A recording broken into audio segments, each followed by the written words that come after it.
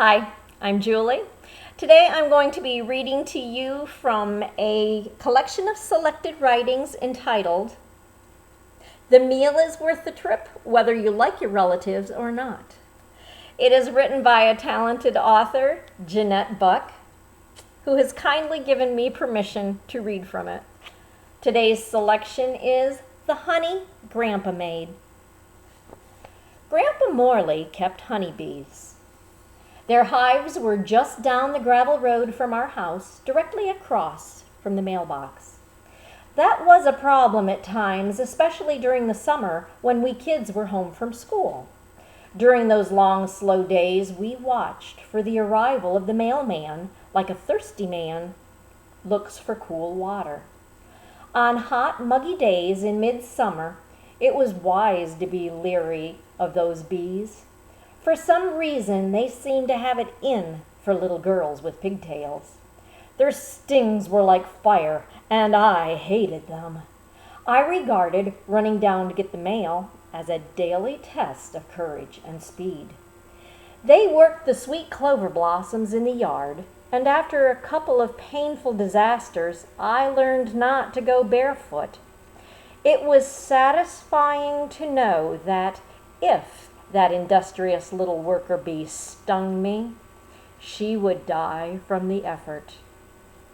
Served her right for giving me a foot so swollen I couldn't wear my shoes. What amazed and terrified me was watching Grandpa work with them with no sign of fear. He always wore his bee hat, a contraption that looked like a snare drum with window screen all around that fit his head and tied around his neck. A smoker was his weapon of defense. It was a sort of tin can with a snout and an accordion bellows on back. He would put rags in the bottom of the metal part and light them with a match and squeeze the smoke from the snout at the bees as he approached the hive. Groggy honey bees crawled up his bare arms and all over his bee hat. If they did sting, he just brushed them off with a flick of his finger, with no more concern than he would give a bit of chaff. He collected the frames of honeycombs from the hives as the worker bees gave their all to protect their honey supply. Back home in the bee room, the honey-laden frames were placed in an extractor, a big metal barrel with a spinning rack inside that held, I think, 4 frames at a time. His big hands would turn the handle that spun the rack, and the honey would be thrown by centrifugal force to the bottom of the barrel. Grandpa would then draw the clear golden honey off into pails and label it for sale. As the seasons progressed, there was clover honey as well as goldenrod and dark, intensely flavored buckwheat. Any one of them was delicious drizzled over warm pancakes, spread on toast, or dissolved in warm milk just before bed. Sometimes, if allowed to sit a little too long, the honey would candy in the bottom of a jar into waxy smooth confections and dug out into chunks. It could be returned into a warm liquid by warming it in hot water, but I liked it just as it was. The pasteurized honey in store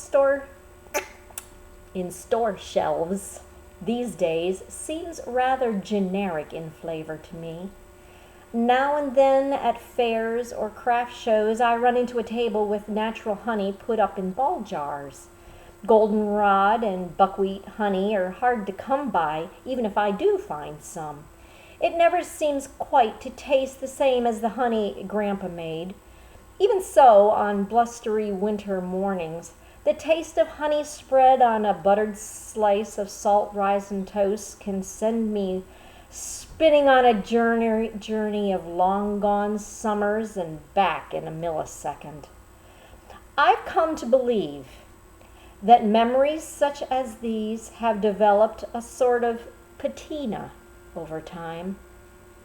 They have grown sweeter with age, just as that candied honey in the bottom of the jar. Probably few things were truly as perfect as I tend to remember them.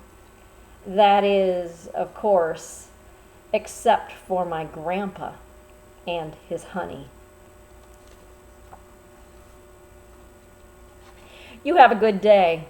I'll see you again. God bless. Bye-bye.